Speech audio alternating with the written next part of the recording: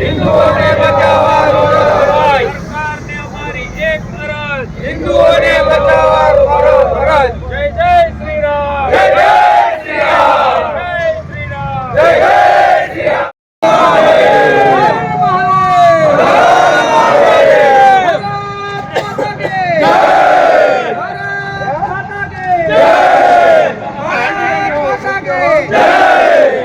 संतो संतो नगर जाओ भलेश्वर महान नागा बाबा जागनाथ भले विशाल भाई भले बाकी ना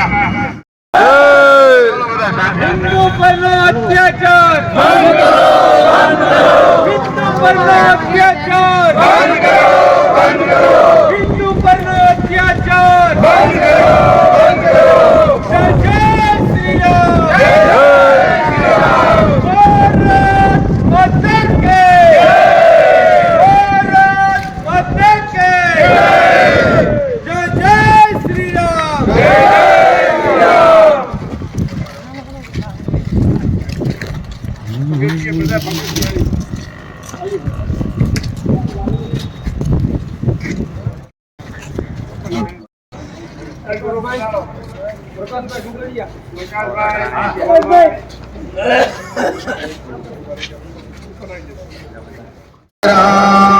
श्री राम जय राम जय जय राम श्री राम जय राम जय जय राम श्री राम जय राम जय जय राम श्री राम जय राम जय जय राम श्री राम जय राम.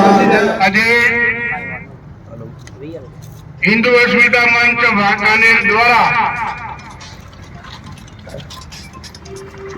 विविध रीते विविध समये समग्र देशनी अंदर बांग्लादेशમાં આપણા મંદિરો ઉપર જે હુમલા થઈ રહ્યા છે કટ્ટરવાદીઓ દ્વારા આપણા હિન્દુ પરિવારોને હેરાન કરવામાં આવી રહ્યા છે.